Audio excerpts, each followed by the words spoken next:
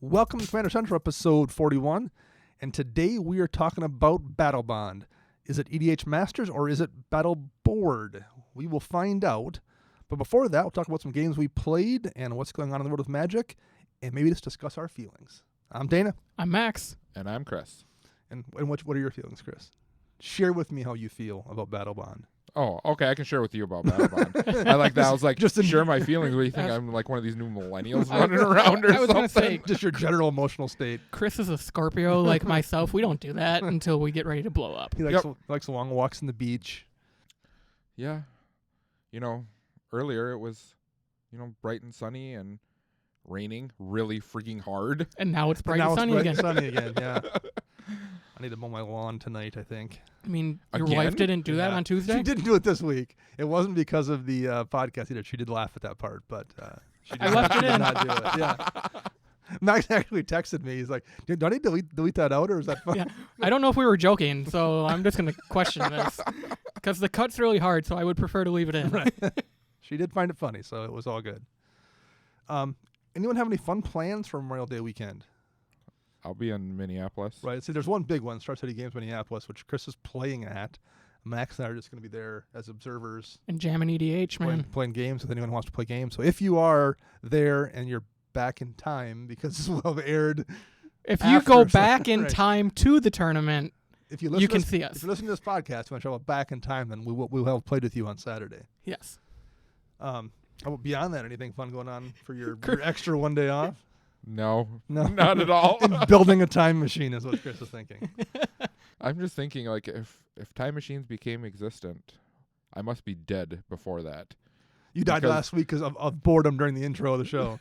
Because you would think that I would come back in time and correct things that I've done in my life or whatever. But Including- no, No, nothing's changed no. yet, so I must be dead before time machines existed. You've seen the Flash. That screws up everything. We don't need a flashpoint going on with you messing with the timeline. I know we're not supposed to reference Donald Trump on this show because people have gotten mad in the past, but I remember Patton Oswalt on Twitter, I think, this was a while ago, wrote, "You can tell no one in the future has invented a time machine because no one's came back to stop us from electing Trump." I thought that was pretty good.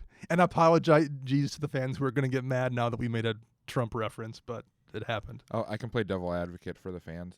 Maybe there's something in the near future that he does right, Right, and there that's we why go. it hasn't There- happened. I was just going to say, maybe he's that integral cog to make everything get better. Yeah, maybe. Okay, well, we'll have to wait and see. Yeah, right. Oh, and there went my beer. Seems unlikely, but how about games we played this week? Anything fun going on? Max didn't come to play, and then Chris was once again prepping up for some modern action. Yep. So I heard that you took the night off Mm-hmm. to do Work. things. Work things. Why did you take the night off to do work things? Because I stayed home Monday from work, and instead of using PTO, my boss allows me just to make up the time. So I stayed at work a few extra hours and worked from home for a few And why extra hours. did you stay home the day before? I wasn't feeling well. Oh, okay. I set a goal. I said I wanted to play with somebody I didn't know. If there was somebody there, I wanted to play with a person I didn't know. So I played a game with a guy. I played 2 games with him, actually. I didn't play this before. He had 2 pretty decent decks. They were fairly tuned, but not anything that was beyond what our meta usually plays. He had a Angry Omnath deck and a new Joyra Eggs deck. Joyra deck didn't do much. The Omnath deck was an Omnath deck. It was like every Omnath deck. And he wound up winning that game because I screwed up. He had a Goblin Bombardment out, and he was going to take out the other player, which he started doing by like making, a couple landfall drops to make the elementals and then kill the other player. And then he was coming at me, but I had, I thought I would be fine. I had enough, because I could kill him next turn. And I had I think a Goliath Sphinx in play, which was an 8/8, and I had a Swords of Plowshares in hand. So I'm like, okay, well if he does too much damage, I'll just Swords my Goliath Sphinx and gain 8 life, and I can kill him next turn. Yep. I didn't count the number of elementals he made correctly because he sacrificed the 3 to kill me. So I went and sorted the Sphinx, and then he had 3 more to sack. Oh no. Which was enough because I was at 8 life, I think, and it was enough to kill me. And I'm like, ugh. And I could have stopped it. I could have gained the life at any point prior to that by just doing it, but I didn't count right now. So I'm like, all right, well, I'm not gonna say I'll take it back. I'll do it 2 sacrifices prior. So I died in that game, but it was nice playing with somebody I didn't know. That was good. Do you remember this gentleman's name? I don't. He was an older guy, probably my age, had a big tattoo on his arm, but I don't remember his name. Not sure if I know who that is. But I'd never even seen him there before. Okay. So, very nice guy though, and he told me his name, and of course I forgot, like I did my doctor. So, anyway, so how about social media? Anything interesting going on there? Well, where do we start? The first thing I'm going to mention actually quick, and I'm not sure if Chris even saw it. So we did that call out of the Brothers War podcast last week for the Atraxable. Oh, I think I know what you're talking about. Did you see the picture they posted in response? Yeah, you showed me on it Twitter. on Tuesday night. I did. Yep. When I was working behind the counter. So I'll repost that on our Twitter account when this comes out on Monday. But we made the joke that they play Magic like a drunk guy trying to pick his nose wearing oven mitts. And they sent a picture back of him playing Magic, drinking with oven mitts on, trying to pick their nose. That was pretty great. That's about as perfect of a response as you can come up with. Yeah. So I'll repost that picture. So that was one thing we had going on this week. What else was there? I guess we could say Twitter's blowed up with all the spoilers. Yes. Yes. All over the place. I mean, everything. We also got an email from a nice, I'm going to say gentleman named Travis, who is a Coloradian. I think that's right. Did I think pronounce that right? Yeah, I think so I'm assuming he's from Colorado. Yeah. And basically, the big thing that he was bringing up to us is that he used to play the wonderful card game named Yu-Gi-Oh! For many, many years. And he was relating how Magic's power level is starting to creep up with the new cards compared to old cards the same way that Yu-Gi-Oh! Did. And he thinks that it's going to kill stuff. So thanks for writing, first of all. And it was a very long email. I mean, he had a lot of specific examples of like cards that are... Yeah, I'm sorry. I just kind of lapsed that into a quick Yeah. sentence there, not trying to, cut out what you said. So thanks for taking the time and actually writing a long, detailed message to us. We thought we would at least respond. So what do you guys think of that statement? That concern? In his email, he lists a bunch of the more recent popular generals, such as Muldrotha, Ramos, Kess, a lot of recent ones. And as we were discussing this before we recorded, the big thing is all those were designed with Commander in mind. Right. If you look at another legendary creature from before Commander was a thing or was on Wizard's radar, yeah, of course they look overpowered because they were designed for our format. Right. But those old ones are accidentally useful in Commander, whereas the ones now are made specifically to be useful in Commander. Yeah, and a lot of all the ones that he did put up, aside from 2 on the list was Scarab God and Locust God, which came out in standard sets.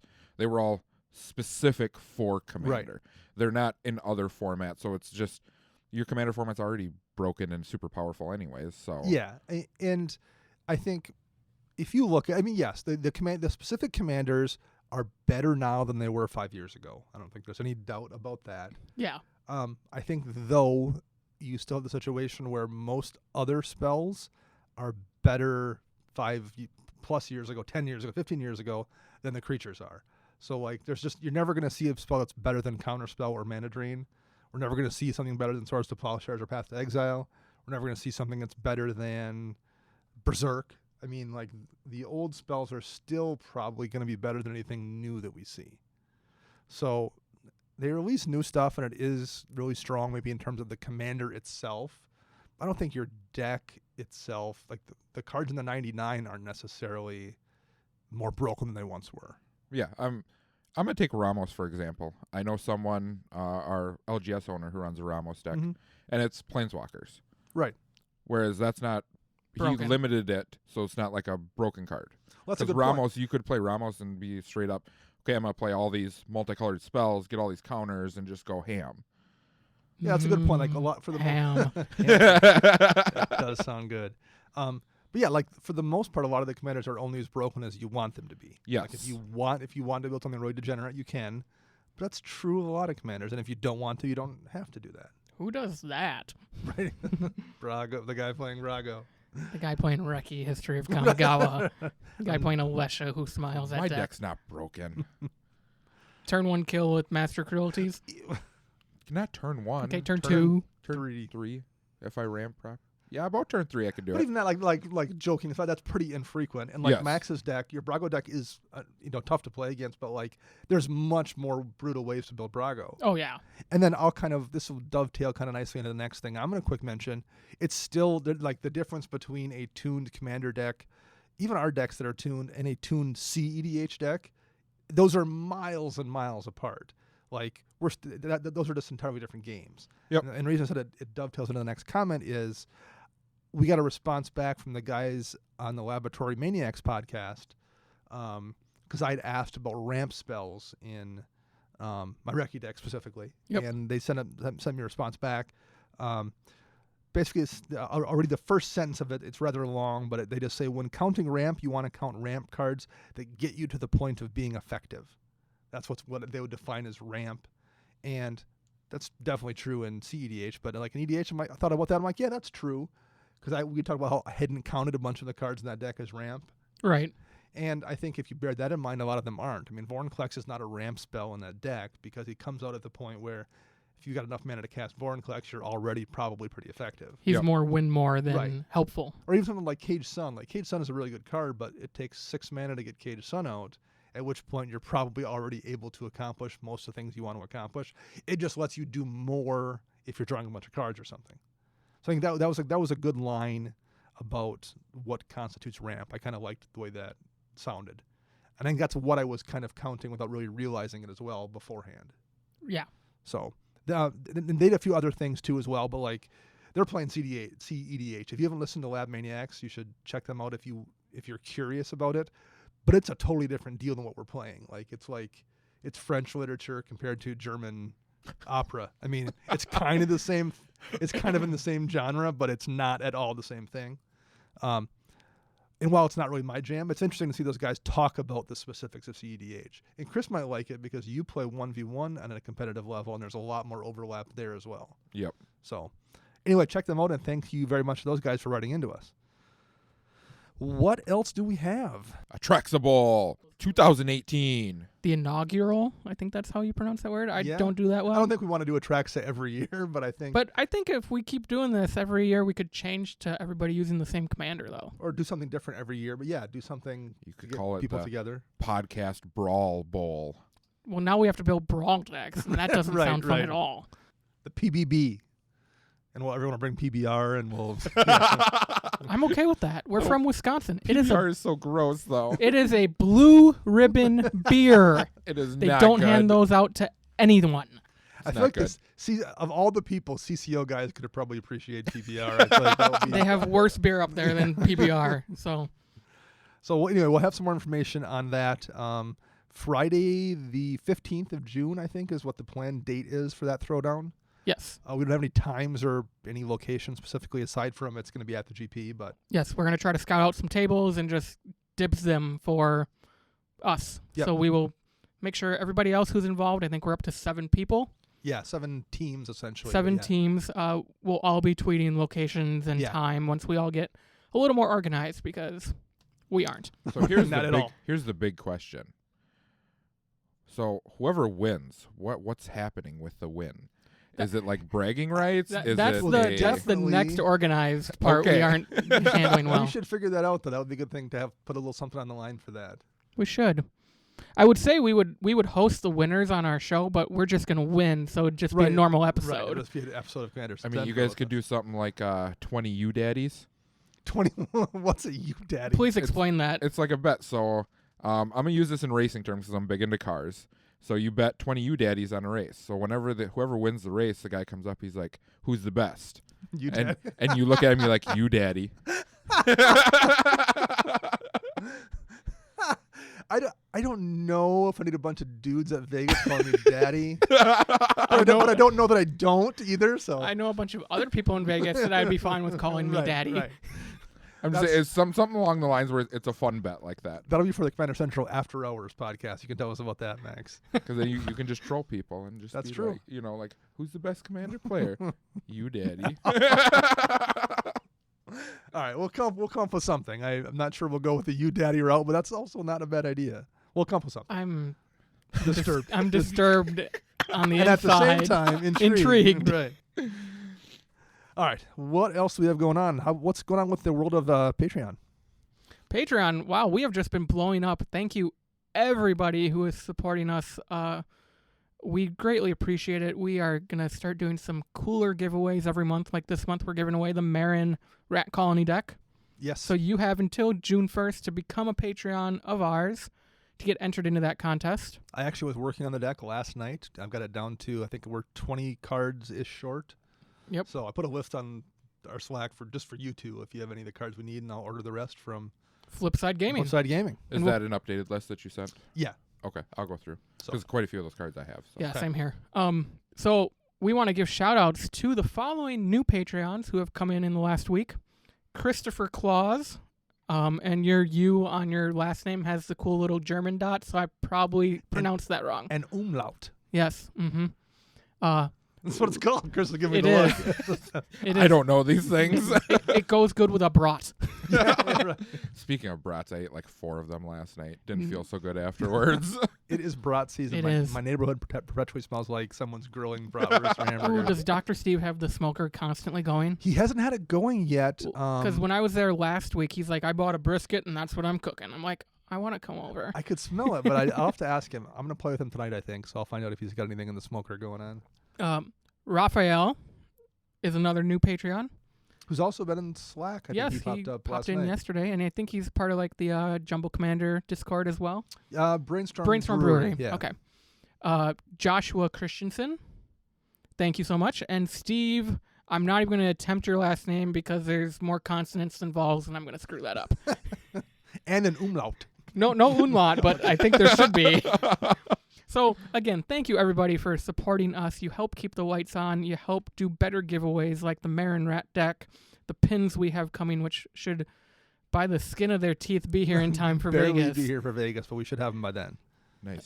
And we have some stuff in the works for the future, maybe some new levels of Patreon, some cool new swag, and we'll announce that as we get closer to tuning those details in. You daddy prizes. You Daddy. daddy prizes. That's right. Play by that says you daddy. The Commander Central logo, and it just says you daddy. in the little ring of Yeah, our right. colors. Yeah. We also want to give a shout out to flipsidegaming.com, our new home. You can find us there, and if you use the promo code CMDR when you check out, you get 10% off your total order. That's single sealed product, accessories, pretty much anything in the store, as long as your order is $10 or more, and it is free shipping in the U.S. And I actually am placing an order with them tonight for my Gahiji deck, so I have that finished up Nice. for Vegas. I was actually looking at them because I wanted to. Because I'm still short a couple rats for the rat deck, and you guys have already given me all the ones you had. They had a better price than anybody else for rats as well, so they are worth checking out for sure. All right, let's talk Battlebond. So first things first, there's a lot of reprints in this set, which we knew was going to be the case. It's very conspiracy-like, I think, in terms of reprints. So what do you guys think of the reprints we're getting, first of all? They all suck. They're all terrible? Yeah. Are you playing devil's advocate? Because if you are, I wasn't prepared for this. I didn't wear my Did you like appropriate. the straight face I Yeah. kept to as I said So it? I would say this. I didn't wear my armor for Battlebond today, so If this was a $10 pack master set, I would still probably be okay with these reprints. They're not? no. It's not. Yeah, right. It's $3.99. Oh, Yeah. I have a bad feeling I'm going to spend a lot of money on this set. That's why I kind of am still hesitant about buying a box because it's cheaper than a master set. Right. Yeah. Yeah. Like that's how I keep looking at this is it's cheaper than a master set, and I can get a doubling season. Right. Exactly. Which has been something that people have been needing a reprint because the last reprint was in the first Modern Masters, 2014. 2013. Man, 5 years ago. Because So that card's been it needed a reprint every year. Every year. Kind of every year since then. And it's not played in any formats aside from Kitchen Table and Commander, so I don't know why. Not true. Where does it get played? I saw a guy come into Modern Monday In a modern deck with Doubling Season? Really? playing Doubling Season with Tron lands and Planeswalkers. oh my god, that'd be awesome. How was the deck? Oh, he didn't do very well, but it was awesome to watch when I walked He had the over deck. Okay. and his board's just like walkers everywhere in a Doubling Season. I'm just like, oh, I feel bad for his opponent. Did So, they? I still wouldn't say it's played in Modern, but you can play it in Modern, I suppose, if you wanted to be that guy. Well, good for him for trying something weird. Might as well. I mean, a Modern Monday, spend $5 and just bring up the jank. What else did we have? Nirkana Revenant needed a reprinting pretty badly. That was over $20-some. Yeah, I didn't even know what that card was until someone told me. Because no one has it, because it's from Zendikar, and it was a mythic then. So people put it in their Vampire Tribal deck or their, Big Black Mana deck. No one ever had spares sitting in binders or anything. If they had it, they were using it for the most part. It's like it's essentially Crypt Ghast, but more has awesome flying? art. And it has flying, right? And it's a much more relevant tribe because of And vampire. the shade ability, right? Yeah, that's a great card. And there's a lot of times I've talked to people who say I need an Nirkana Revenant for this deck, and I don't want to spend $24. So that needed it badly. Land Tax has needed a reprint. You've been wanting that for a long time. I had a couple of ugly white border ones.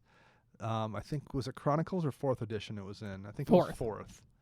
Pretty sure it was that 4th I picked edition. up. But I think that was the last time it was printed. Like literally that was the last printing. It wasn't even in Invocation or anything. No. It just hasn't been printed since then. I feel bad because it does have the DCI promo art on it. It has the same art as the Judge Foil. I assume they lost right to the original. the Pimp in a Hat art. I do have to say that a lot of them that were reprinted have the Judge Foil art. Yes, which I don't like. Not that I don't like the art, but judges don't get enough benefits for being a judge as it is. And I feel like I would much prefer to have their cards stay a unique thing in terms of art. Well, you're not going to get the Starburst foiling or anything. I guess, like but that's such a small detail compared to just having the card look, for the most part, identical to the Judge Foil. But, Yep. I mean, because, I think Greater Good got a reprint, which it also needed, but that was the Judge art as well. I just wish they would have gotten new art rather than reuse the Judge Foil, but that's not a big deal. It's not going to stop me from buying it. Vigor was closing in on $20, and that got a Was reprint. it really? Yeah. Yep. And that's just a bomb in limited. I mean, you're just going to lose the game. You're just not going to be able to kill any creatures at that point. Especially in the Simic partner deck, which Right, we'll get into later. Exactly. Even little stuff like Skyshroud Claim hasn't had a reprint. I don't think. It's never been reprinted. Nemesis originally. I think? Nemesis. I do gotta say though, it wasn't that expensive of a It's card like $2. though. It's Yeah. $250. The foil though is like pushing $40. Yeah, but they were hard to find, even in a non-foil. Yeah. Right. Yeah. There's a reason I have just like 4 of them just sitting there that I refused to trade away because Yeah. you couldn't find them. Now with the reprint, I'm like, oh, I should have traded them away. I actually didn't have one in the Marin Relentless Rats deck because I only had one spare. And then when I got spoiled, I'm like, oh, I'm going to put it in the deck now. Yeah, I think I have 5 in my playables box, so we don't have to worry about that. Okay, so I put it in the deck, so you're also going to get an old Nemesis Skyshroud Claim in that deck. Woo! But anyway, Beast Within got a reprint, which was nice. That's always nice to see. Always nice to see. Fertile Ground. There's just a lot of stuff. Was there any ones I've missed that you guys were excited to see show up in that reprint list? Mystic Confluence. Oh, yeah, That which is- also had a Judge Foil, but... It's the same art. The Judge Same foil art. is the same art as the one from Commander 14. Okay. That just holds a place in my heart. It's one of my favorite counter spells. So Yeah. I'm just happy to see more copies of it. Right. So. Seedborn Muse. Oh, God, I forgot about Seaborn Boo. Muse, too, yeah. That one needed a reprint hard. Yes. I can't remember where I said this. I love Seaborn Muse. It's a great card, but it's also one of those cards that you can put it in any green deck and your deck's better. Like there's no situation pretty much where your deck isn't better with Seedborn Muse, Right. which isn't necessarily a bad thing, but it's one of those cards. If it becomes a $5 card, it's going to be everywhere. Probably. I mean, it is just a rare too. It's not a mythic, Right. so No. it might pop up quite a bit. Because before this, the last printing was 10th edition, I think. Yes. And Something like that. And it was over 20, closing in on 30 as well. One of Dana's favorites, Mind's Eye. Yeah, I like Mind's Eye. Mm-hmm. And that needed a reprint. That was 15-ish, Yeah. I think. Mycosynth Lattice, Ugh. just a combo engine. We don't need that at all. We don't. Thank God it's a mythic. But it was expensive and it got a reprint. And that's if you were somebody who wanted one badly, you got it. So yeah, I mean, that's a master's set level amount of reprints here. Right. So moving into new stuff, because I think we're all pretty happy with stuff that got reprinted. There's not much else to add. Not that I would have not liked. It's all garbage. As you- I couldn't even keep a straight face Right. that time when I said it. As you just said, I'm going to spend a lot of money on this set now that it's not a $10 pack. Right. I'm being a little bipolar today. I'm sorry, guys. Yes, Daddy. No, it's Yo Daddy. No, Dad- oh, that's right. That's right. So let's talk about the new cards in here, and we're not going to go over all of them. Should we cover the new mechanics first before the cards? Because there's a pretty important mechanic that we should probably talk about as Sure. EDH players. Which Let's- one? A couple of them are Well, actually. a couple of them, but Let's do it. We'll start with the one that I think I called when we were talking with Patrick about this. Partner. Yes. But it's a different mechanic than it was before. Slightly different. It's similar concept. So some of these cards have partner with blank. And the partner means it goes with another legendary creature or legendary planeswalker, Hint, which hint. can be used as your commander. There are 2 planeswalkers in this set that can be used as your commander. So that's cool that they're revisiting that. Kind of gives me hope that Commander 18, right, Mm-hmm. will be planeswalker focused more.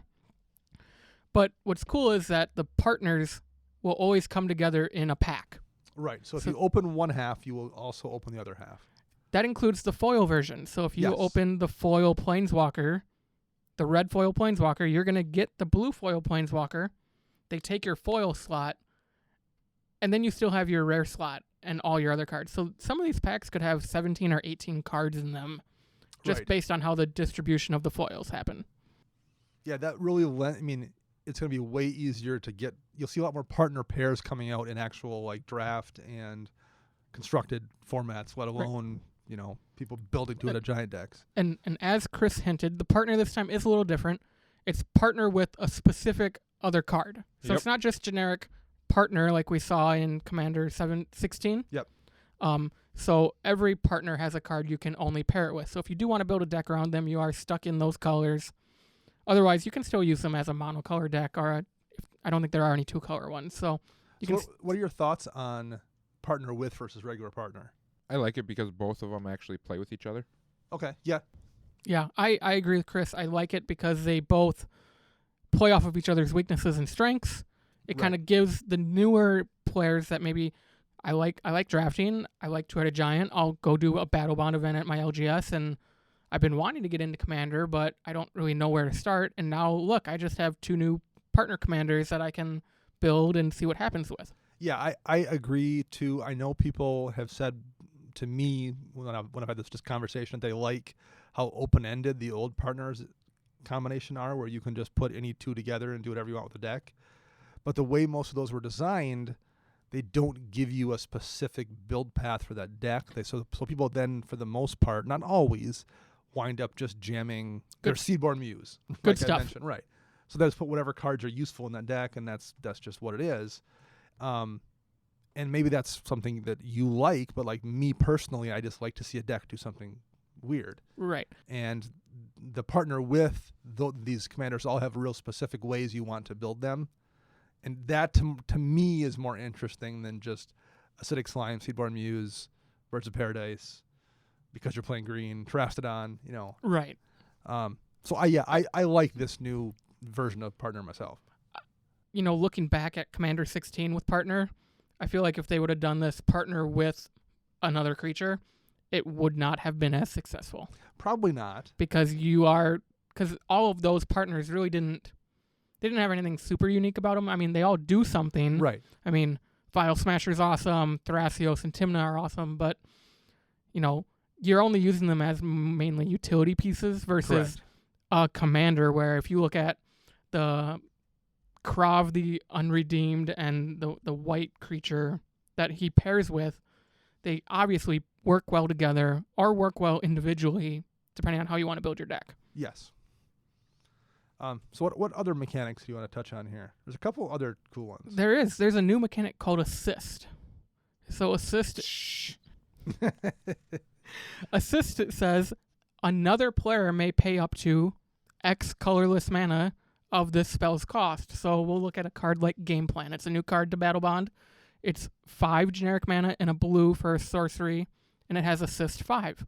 Another player may pay up to 5 mana, so your teammate, if you don't have enough mana, and they do for some reason, let's say that you guys are doing like a blue-green build and they have all the ramp, they can pay the 5 and you can pay that blue, and then each player shuffles their hand and their graveyard into their library, and you exile Game Plan. So that's a wheel. That's a time reversal, I think. Yeah. Time Spire Reversal. Time reversal. Yep. Yeah. It's a time reversal where in EDH, if you're playing against that mono red player who really needs a new hand, I bet they'd be willing to pay that 5 mana if you just pay the blue. Yeah, it becomes a question of how much you can get in Commander, not to hit a giant, how much you can get people to help out with that casting cost. With this new assist thing, it's going to really become, how do I word this? So the rulings on when you play a spell, you're supposed to announce a spell and then tap mana for it. Yes. Not the other way around. It's Correct. 90% of people tap mana then play the spell. So I'm curious to see with the new assist if people are going to start following those rules now. Sure, maybe it'll force them to do that because I do it wrong. Yep, you play the spell and then say, anyone going to assist with this? Otherwise, I'm going to pay for all of it. Yep. And then the other, well, not really new mechanic, but the other mechanic of the set that we have seen kind of before is voting is back. Dana predicted that a few weeks ago. I don't consider this voting. We're talking about the friend or foe. Yes. I don't consider it voting because you choose. You choose. Who is your friend and who is your foe. Yeah, it's kind of halfway between voting and Yeah. Well, because you're the vote. Yeah, right. That mechanics that one also scales well in Commander. Oh yeah. In Commander, you can maybe help somebody out if they're in last place and you want them to like help you take somebody down, or you can just take it all yourself and everyone's your enemy. That's how I'm going to do it. Especially if Max is in the pod. Max is never going to get a friend vote from me and be like, foe. He's still paying the price for paying the price for Tajik from like 2014. Ouch. So okay, let's look at some of these cards. And there's a ton of them. Like seriously, we could have we said this for Dominaria, but we could do 2 or 3 shows because there's a lot of good cards, whether it's commanders or assist cards or whatever it is. 254 cards. Yeah, it's a big set for a supplemental set. So let's talk about ones that you guys think are really relevant that you want to touch on here first of all. Let's talk about the second most expensive card in the set right now. What they haven't looked at prices at all. So what is the second? I know most what it expensive is. card? I know what it is. Arena Rector. Yeah. Oh yeah. Who knew Academy Rector was a cycle? Nobody until Gavin and team came up with this card. I couldn't believe that. When I saw this, I'm like, oh, let's just search for a Planeswalker? Sure. Straight into play. Let's search for Karn and put him straight into play, or Ugin, or... And, oh my gosh, I have a doubling season out, so I'll just pull my Bant Tameo and win the game. Alt it right away. Right. Now, you need to have a sack outlet to best utilize it, but... It dies to bolt.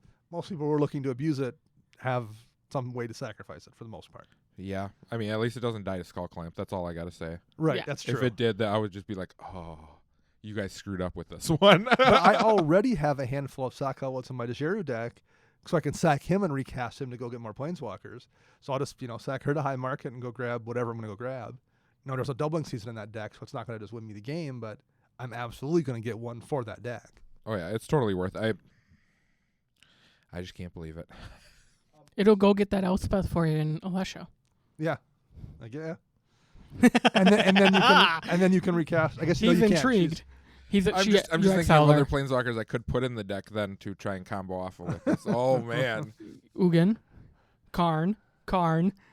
All the Karns. Sorin. I probably put the 4-drop Karn if I did any of them because of the card draw ability on them. Well, and I want to let you guys know, actually, I should have mentioned this in games we played, but I played my Dejeru deck last week and got I got Karn, the new Karn out, who I hadn't played before. But if you guys were wondering, he's really, really good. Oh, I know he's good. In case no one knew that, because I don't think you guys no one's figured it out yet, you should play him in maybe in other formats too. Okay, like if you're playing another format, you should look at Karn. I know no one's told you that yet.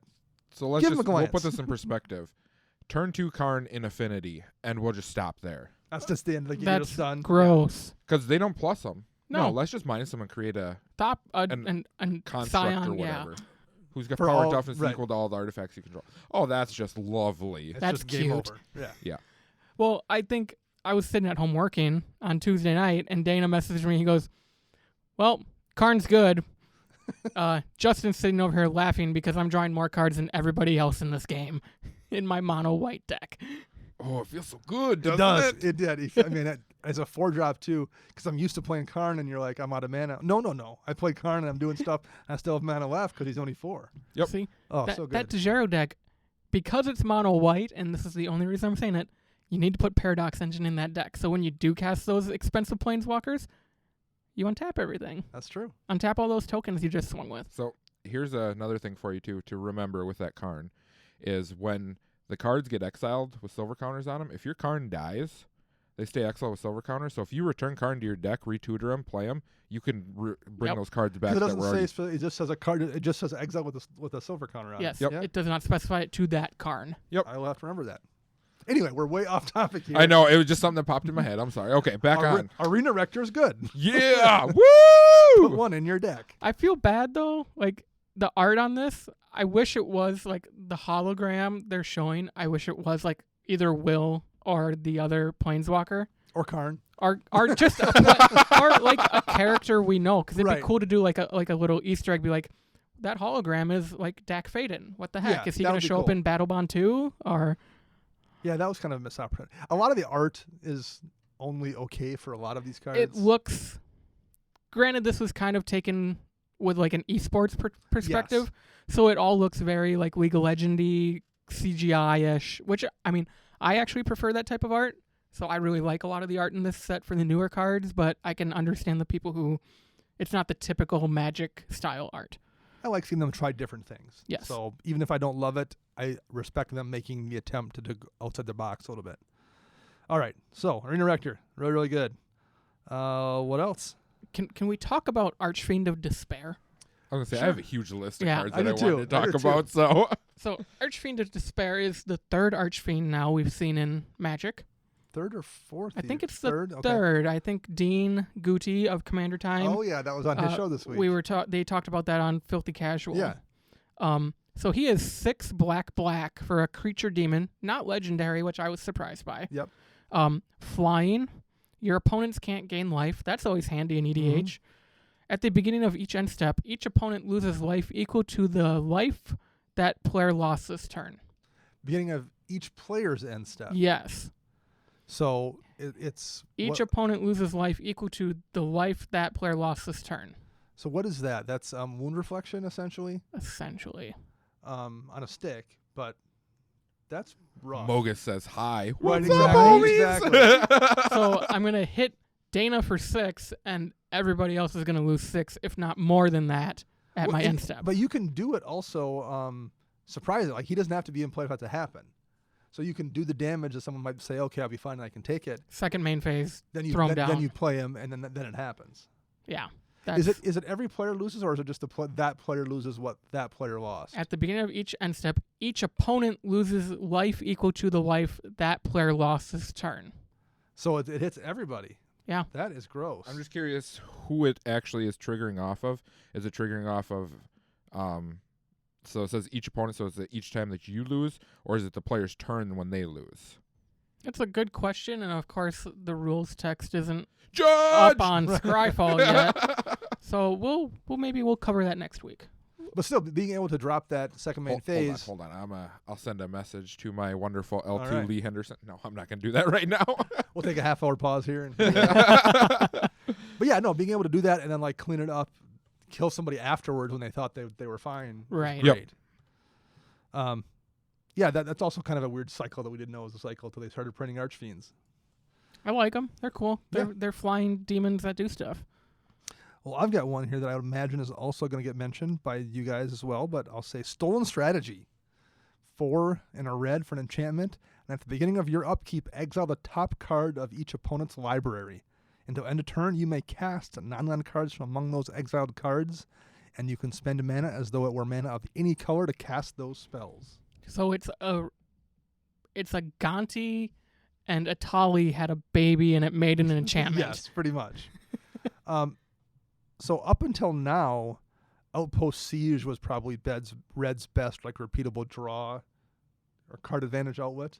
Man, I feel like this is just as good or close to it. You can't play lands off it, so like it's not quite as good as Outpost Siege in that regard. But you also have like 3 different cards to choose from, which may give you effects that you never could do in red. Like, hey, I'll cast that Sky Shroud Claim and go grab I guess you'd have to have something that's a forest to do it, but like, Right. whatever. Like, I'll cast that Explosive Vegetation, or I'll cast your... Cultivate, your Kadama's Reach, your Charter Course. I'll go. Right. Explosive vegetation? If you were somebody... You just trolled yourself. You shouldn't run it, but maybe your bad opponents are. See, it's not your card, it's theirs. I think I'm going like 10 for 10 every You episode. are. I come up with Yeah. something when You're you still say batting something. 1,000. That's great. This is gonna find a home in my Tajik deck. I think if you're playing Boros or Mono Red, you are probably going to run it. The fact That's that it says till end of turn is great. Yeah, and the worst case scenario, you exile something that you don't want to see. Right. Yeah, right. Yeah, because it's a permanent exile. Bye-bye, Karn. But I think a lot of times you're just going to be like, oh, that's a free Doomblade? Okay, well, I'll hit that thing over there. This will pair nicely with Sunbird's Invocation. Yeah, and then flip into something else of Invocation. I love that card. I saw people having a conversation. I think this was on Reddit, but somebody wrote, remember, drawing cards from an opponent's deck is generally weaker than drawing cards from your own deck. No. And somebody responded back with, you're in Boros. Drawing cards from anyone else's deck is better than the cards in your deck. I was like, wow, that's not wrong. You're not wrong there. So I Yes. like that one a lot, and I think that's going to probably wind up being kind of a staple that we'll see going forward, at least in Red and in Boros. All right, what else? There's so many cards. I'm going to go with one. I don't know if this one was on your guys' radar, but seeing how I play a lot of 1v1, this one popped up for me. A Spellseeker. 2 colorless and a blue, a 1/1 creature, human wizard. Pretty much what it is like a trinket mage, Yep, ETBs, for a but spell. instant or sorcery. Yep. Now in 1v1, all your tutors got banned. Anything that was Right. like 2 CMC or better was all banned. So I'm wondering if cards like this are going to see more reprints or prints in general to search up certain things but attached to a body. Sure, and to make it so it can't be done on turn 1, so it Yep. has to take a turn or 2 to happen. And plus, if you're playing like Anala or something where you're going to get a spell and then be able to recast it. Yep. Or what's the other one from the same set where the wizard makes a token copy of itself? No, No, that's Inala makes Inala. the Cass- token. Cass Cass lets lets you you recast stuff. Yes. but I think both of those probably want this in the deck. Oh, for sure. Yeah, no, that's a really good one too. And it's going to enable broken stuff as well. Like someone's got some combo figured out that's going to use that. Oh, it's going to be bad. Yeah. That'll be a nice one to put underneath. Or someone else casts it, and then, it dies to a skull clamp or whatever, and then you grab it and put it underneath to mimic that, and then just have fun all day long with mimic that or something. It's like you'll even take advantage of someone else playing it. Yeah, that's really a solid card. Max, give us one. Bramble Sovereign. Is that the one that makes a clone of a thing? It or is a token of a thing? Yeah, it is 2 green. Whenever another non-token creature enters the battlefield, you may pay 1 in a green. If you do, that creature's controller creates a token that's a copy of that creature. And it's that creature's controller. So, again, this is where we'd mentioned earlier, the politics of EDH really come in big on this card. Because if everybody needs to take out player 4... You can give them a creature copy of their big thing they Yep. just played. Oh, to do cool. I'll copy your creature your commander that has well, not commander because that's legendary, but I'll copy your Blightsteel and give you 2 of them. it, as long as you kill that person with Yep. it. Yeah. And then let alone your own stuff where you just copy it at will if you Right. want to.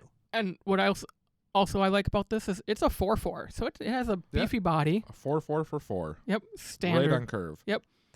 And the tokens stick around. Typically, with Yes. this type of effect, I was expecting to say Till end of turn. till end of turn, exile it or sacrifice it or some sort of. It's green. They don't do that. That's Yeah. like That's Red's a red token thing, yeah. thing. Yep. Dryads love to keep them around. So yeah, So that one's really good too. that's going right into Gahiji. Oh yeah, I suppose. And a lot of probably Raikou decks probably want it as well as like a backup plan in that deck. Anything with a good ETB is worth making I'm a just copy thinking. of. Brambles. Oh, ooh, Bloodbraid Elf. Anything with Cascade, you just like get so much value. All the Cascades. One I like a lot that I'm definitely going to try is Pier's Whim, which is 3 and a green. And for each player, choose friend or foe. This is, I think, our first friend or foe card we've mentioned. Each friend searches their library for a land card. Not basic, not anything. Just you grab a land, put it on the battlefield tapped. Then each foe sacrifices an artifact or an enchantment they control. That's solid. So first of all, I was looking like there's plenty of times I've seen someone cast Tempt with Discovery, which also costs 3 and a green. Yep. And no one takes the Tempt because you really shouldn't for the most part. I usually do, but I go for Strip Mine Strip or Mine or Ghost something, Corner. I'm just like, you're going to go for something really good, so I'm just going to blow it up as soon as you play it. Bye-bye, Cabal Coffers. But at that point, so even if you go do that, okay, so they're still only up 1 land for the most part. 'Cause Yep. everyone's going to get a Strip Mine and destroy their and actually it's probably their best thing they'll destroy. So like the fourth one they choose on the list will be the one that survives. In this case, you just get the best land. That's it. And it goes into play, and everyone else has to sacrifice an artifact or enchantment. Now that's going to whiff sometimes because someone will have a treasure token out or an ornithopter or something, but there's plenty of times the only artifact they have in play is a Gilded Lotus or a Soul Ring. Right, or the only enchantments that Who double plays season. Soul Ring? All of us non-1v1 players. I actually played my Soul Ring for the first time like 2 weeks ago in my You're like, what is election this? deck. What is I this was madness? just like, whoa, oh man. So broken. I mean, so broken. this will get rid of that Mirari's Wake, that Luminarch Ascension, that, okay, cool, I'm liking that. It's almost always going to generate value on top of getting you some kind of busted land. Right. So I'm definitely going to put it in at least one deck to try it out, but I would not be shocked to see this pop up a lot more. And a two-headed giant, you guys both just ramp a broken land, and then hit your opponents. Yep. And in that case, they probably aren't running, particularly if you're talking about two-headed giant, they probably don't have a bunch of treasure tokens. Like they're probably going to have to lose something strong. So how does Vesuva read? Is it a land you control? Yes. So you cannot. You can't copy piggyback something else. someone else's I wanted mountain. to see partner go, okay, I'll go for Dark Depths, you go for Vesuva, you copy my Dark Depths, and boom. No, Nope. I don't think that works. I think Thespian Stage can copy. Well, we'll look it up. Thespian Stage can copy any land, but I thought Vesuva had to be one of yours. As Vesuva comes into play, you may choose a land in play. If you alright. do, there you go, Chris. The Vesuva Dark Depths with the Piers, this card that Dana's Piers Whim works perfectly. Thespian Stage reads the same thing. It's target land. Oh, ooh, I see combos coming. And this is not for our regular EDH. This is like competitive Yes. two-headed giant type of deal. Yep. Because I'm not a combo player unless it's really competitive. That's what your partner's for. Yep. Right. Yeah, I like that. That's a good use of friend or foe. That's a good card, and I'm going to be playing it for sure. Well, as we're talking about friend or foe, I'll go with my next one, which is Regna's Sanction. It is 3 and a white for sorcery. For each player, choose friend or foe. For each friend, put a +1/+1 counter on each creature they control. And then for each foe, that player chooses one untapped creature they control, and you tap the rest. So in a token deck where you've got like 9 or 10 bodies out, it's basically another overrun. You're just Yes. going to kill somebody probably with it. Chris is shaking his head. All these token decks running around, I swear. We should do a show on it. We did. That's right. Wait, we did. the time machine's not done yet. I was about to say, didn't we do a show on tokens? Like 2 weeks ago? Last week? I think it was 2 weeks, 2 shows ago. We've lost track of the What the heck did narrative we thread talk here. about last week? Last week was speeding up play. Oh, that's right. Still recovering from that one. But yeah, in a token deck, I don't know where else I would run that, but in a token deck, that's going to just kill people. I'm going to try it in a couple of my decks. My Boros deck, I'm going to try this in because it's going to clear path. Yeah. And it's going to make my soldiers and my everything bigger. Well, how about I go on to one so we can play that same exact card Max was talking about? How about Najila the Blade Blossom? So that card's gross. Yes, 2 colorless and a red for a 3/2 legendary human warrior. Oh, red. I love me some red.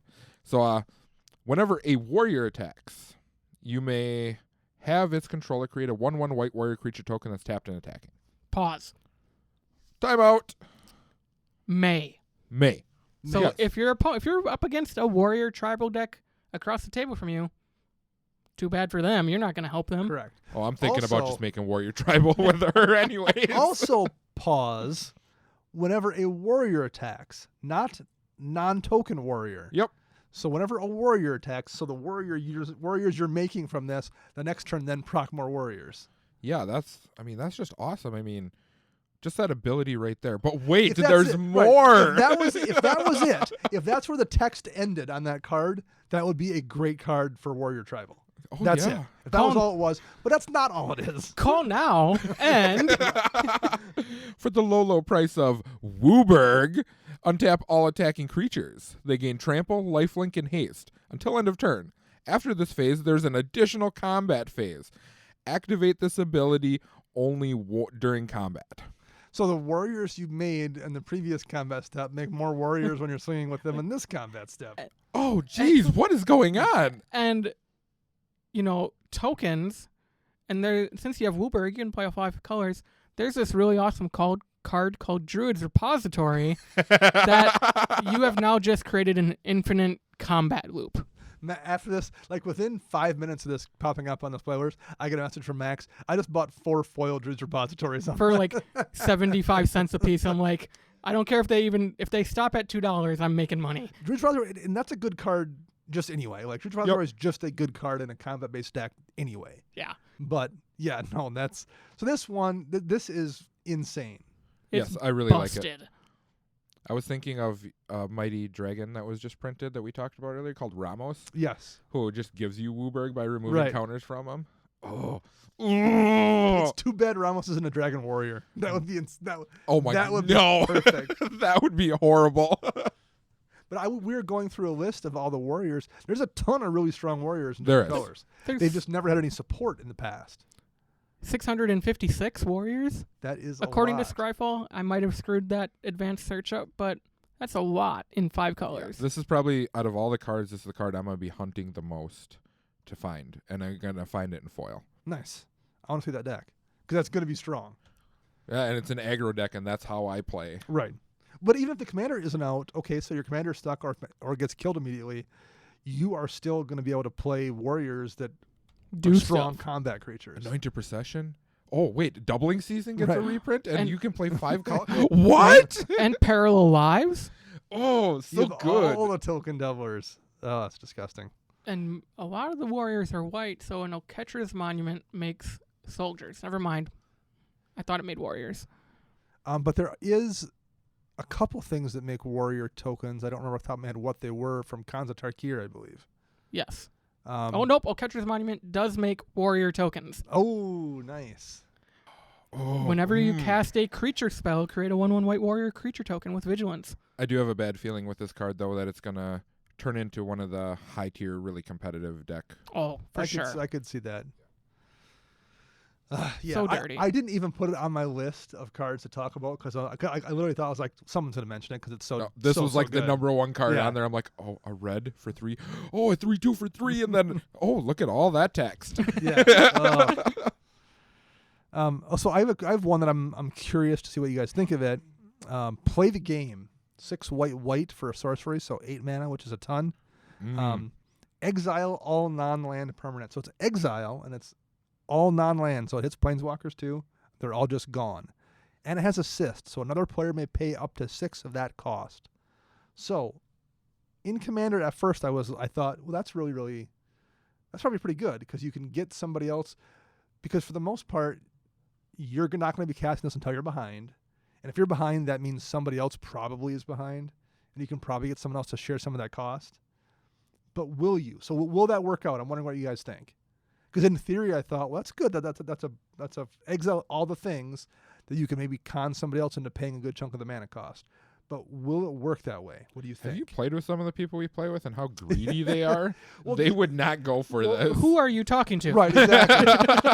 So that was my first thought. But after I was thinking about it, I was like, well, people don't always board wipe because they're behind. They often board wipe so they can try to get ahead. Yep. And if somebody else is like in the second position, essentially behind the leader, they're not going to help you out because they're like, I can pull ahead of this person with, the things in my hand maybe.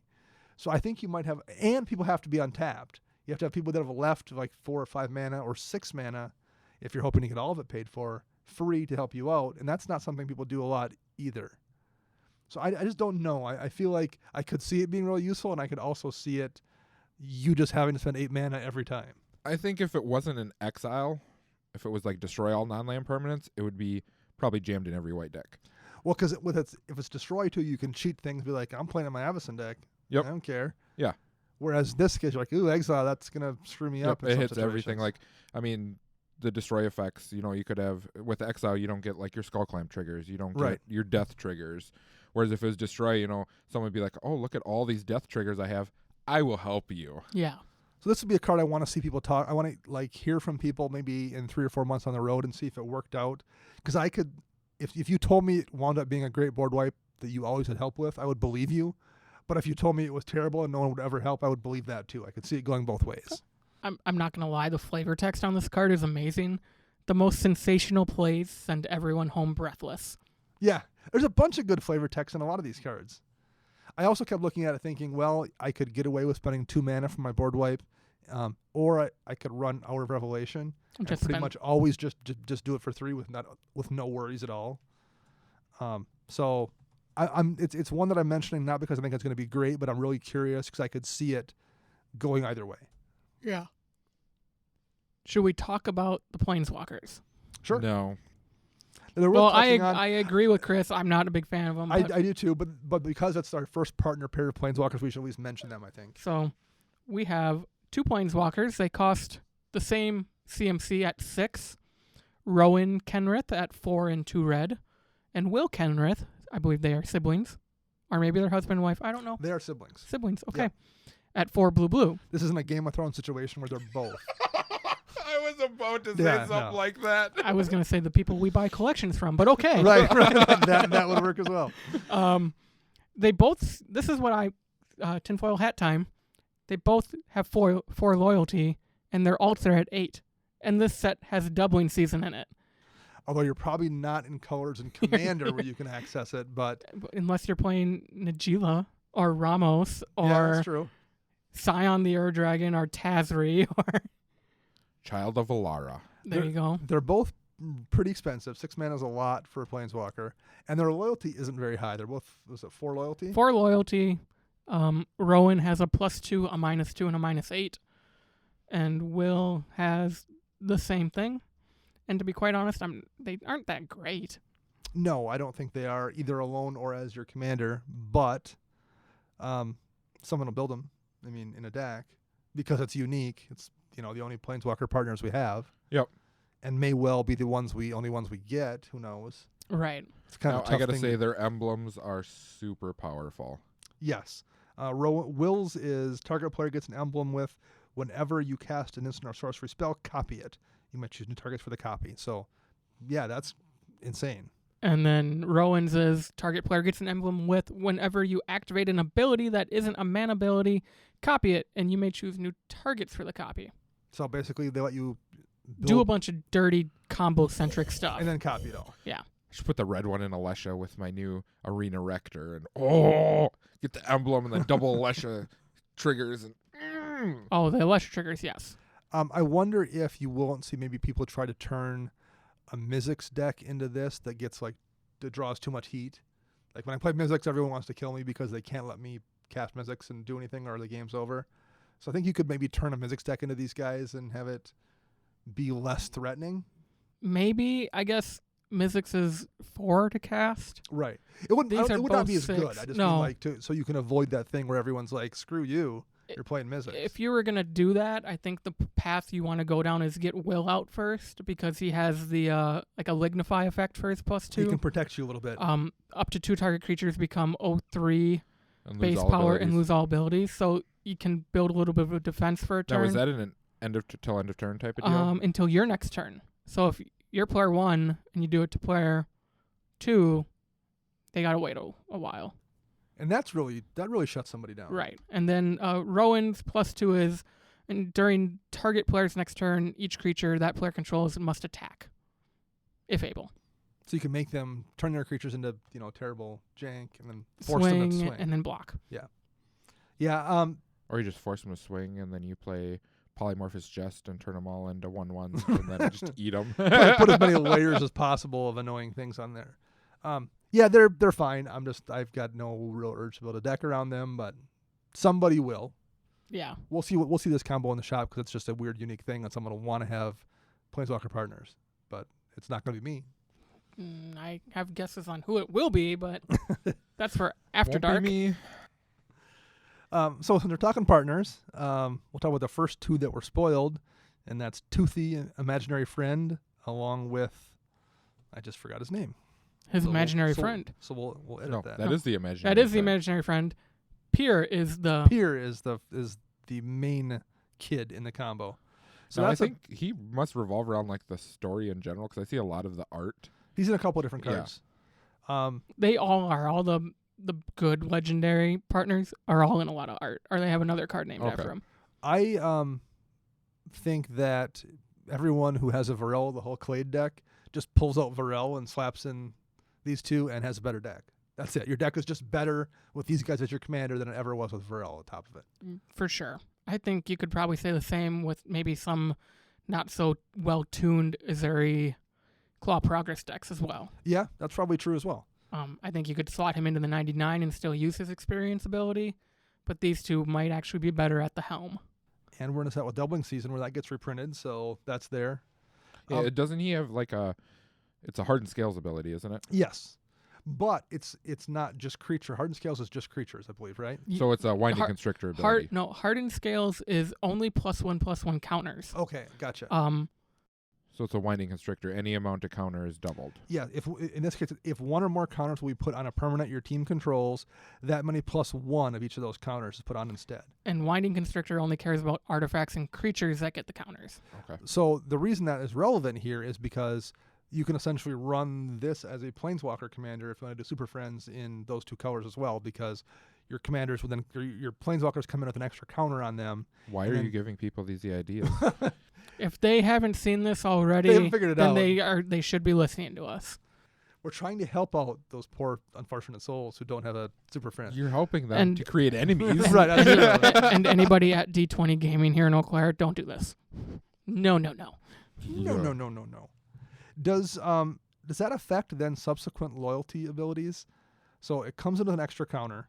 So if you roll up a loyalty ability +1, would it then get a counter? Because you're placing more loyalty counters on it, correct? No, because it is adding the counter is the cost of the activation. Ah, gotcha. Because that's why you can't doubling season again when you activate a Planeswalker. You're right. That's right. Yep. Okay. It's the same type of ruling. But still being able to come with an extra +1 in those two colors in the command, that's pretty useful. Yeah. And then you draw cards too if you put them on creatures, and off of Imaginary Friend has a card draw stapled on, which is something you're probably already going to be doing anyway. Imaginary Friend reminds me of that. Was it a squid or something from Chasm M15? Skulker? There we go. Yeah. Yeah. It had the same Yep. concept where a number of +1/+1 counters on it. When it dies, you draw that many cards. But then you can recast the Imaginary Friend and do it all over again. I was kind of thinking about if I wanted to maybe make this deck. I don't think I will, but I was considering it. It's strong and interesting. It is. Well, okay. That's interesting. Any other combos anyone liked that they wanted to talk about? So I want to talk about this card, and this is going to go along the lines of your whiteboard wipe. This is a green creature for 5 mana. Is this the worm? Who's at 10/8. Yeah. Called Grothama, All Devouring. Now, it reads, other creatures have, whenever this creature attacks, you may have it fight this wonderful worm. Now, when this wonderful worm leaves the battlefield, each player draws cards equal to the amount of damage that was dealt to him. That they dealt to him, or that Yep. they're so not it's not like if everyone draws cards. It's if you were involved in that damage dealing Yep. transaction, you draw cards equal to the damage you dealt. So I'm just, it's so hard because I like this card, but I don't because it's a fight effect. So you're gonna hit him and he's gonna hit you back. Right. So I figured out where you run it. Okay, this is what I was curious about because I was reading this card and I kept going through it and I'm like, so much card draw opportunity, but not good at the same time. Galta, the dinosaur from Rivals Ixalan, who's a 12/12 that costs 10 less if you control creatures with power 10 or greater, I believe. It reduces it for every power of Yeah, creature. up to 10. Yep. So it goes either way. If that's your commander and you have it in play, you play the worm, swing with Galta, have Galta fight the worm, and you draw 12 cards. And Galta lives. Galta survives it. Yep. And then probably tramples over and deals damage to somebody else. They probably aren't going to want to deal with blocking it. Yep. Or inversely, if you play this and it reduces Galta's cost down to 2 by itself, so then you play Galta and do your fight for fact again. So I think that's the deck where you really want to run it. 'Cause I was curious if maybe it's, we're going into tokens now again because this is where my mind went. You place it in a token deck. You swing with so you got the board lock down with Glare of Subdual or something like that. Oh, I'll attack with 3 tokens. They're gonna die to him anyways. I'll draw 3 cards. Yeah. I mean that you could just swing like little chump guys into them and draw some cards.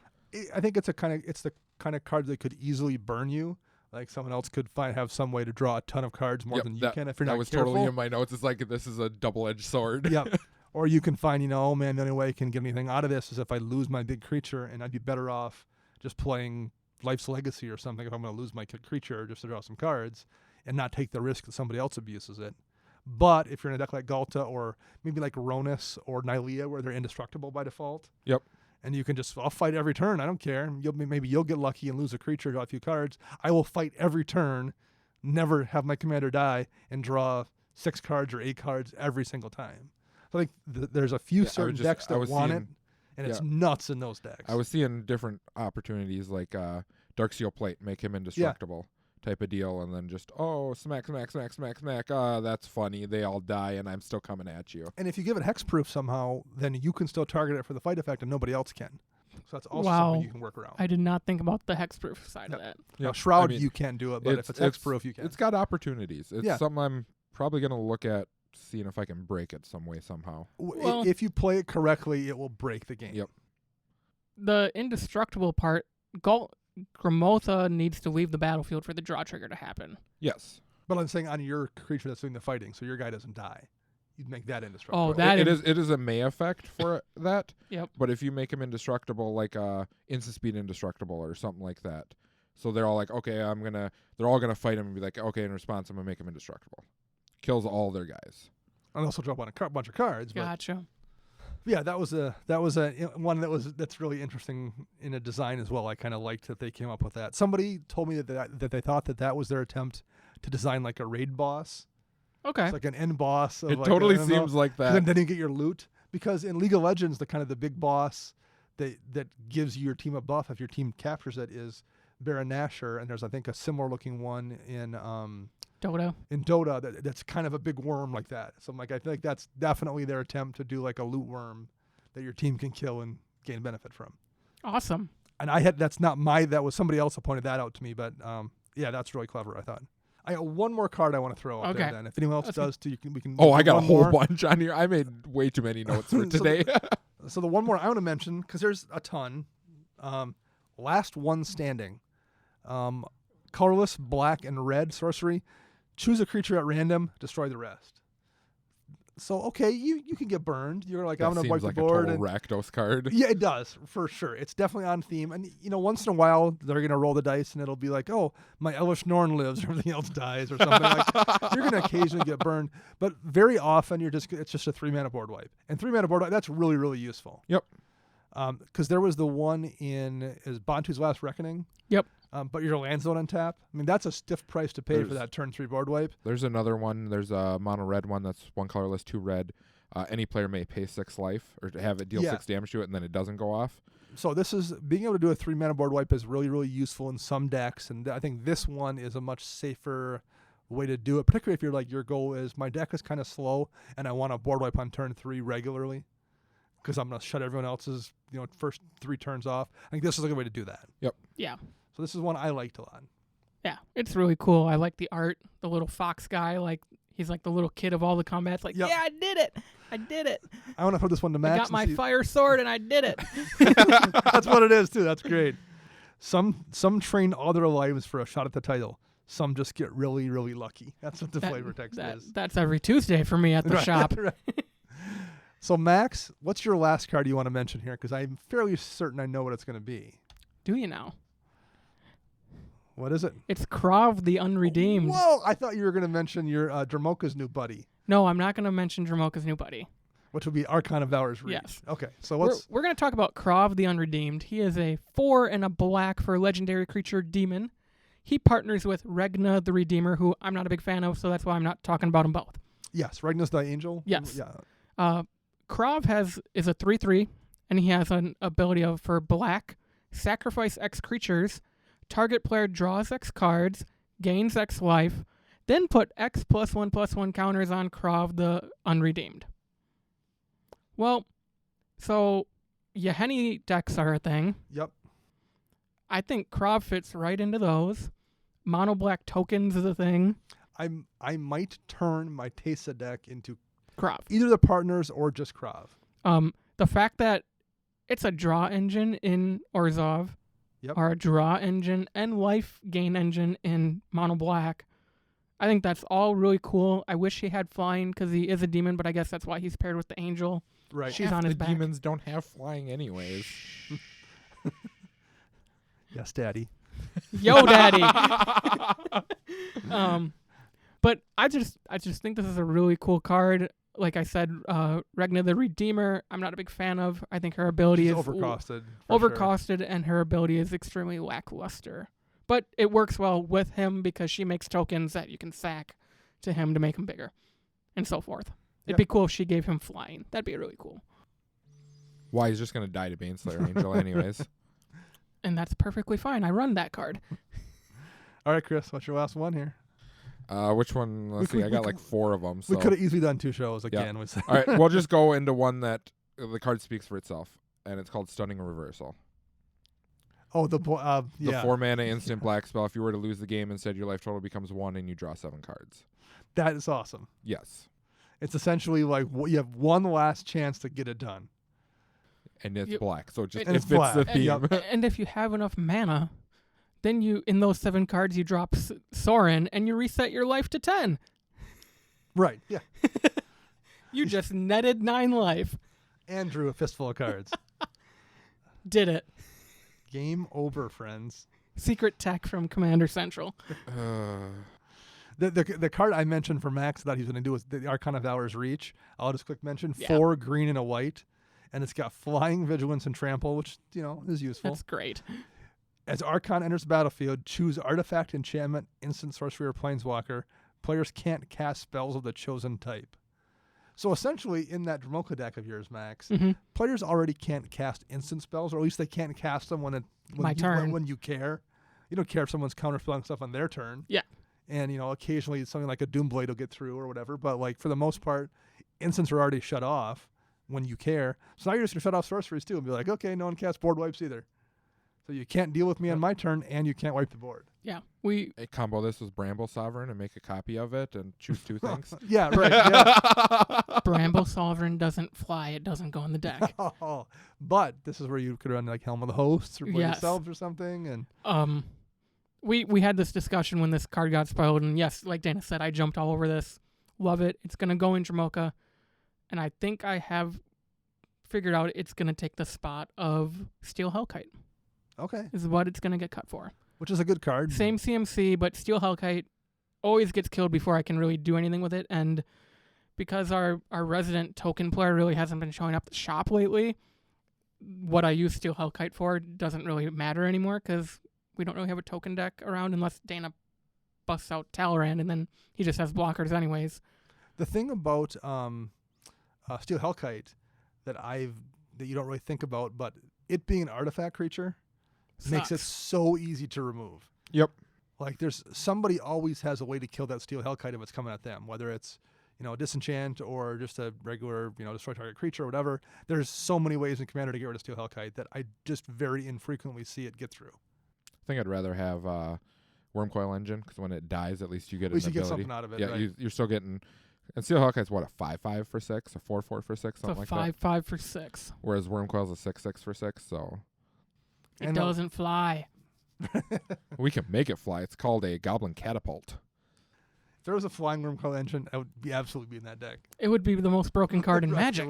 The tokens don't have to fly, just the body itself. All right, I think we'll probably wrap it up there. I mean, we could just keep talking about good cards in a set because there's a bunch of good ones. There's the instant speed Rise of the Dark Realms in black. That's awesome. So many good cards. This set's fantastic. No, it's not. It's bad. It's really bad. Chris says it's terrible. So after between this and Dominaria, there is no way this core set this summer is not a letdown. Or it will be a letdown. I feel bad for the core set having to follow up these 2 sets. Yeah. All they have to do is reprint a couple key cards and make them standard legal, and I think the core set will sell out better than the other ones. I mean, there's so Cryptic much. Command can't be in standard. Lightning Bolt. Will never be in standard. We have the Wizard's Lightning Bolt. There No, you go. Regular Lightning Bolt. Harry Potter's Lightning Bolt. Doomblade. Any of that stuff in Right. standard would just be, heaven. Demonic Tutor? Hasn't seen a reprint yet. Not on the reserve list. And didn't get one here because we got Diabolic Edict instead, which also needed a reprint. But yeah, poor Corset 2018. I'm still psyched for the core set. I am too. We needed Yeah, one. it's going to be great. All right, so that is it for this week. We'll be back next week. But until then, I'm Dana. I'm Max. And I'm Chris.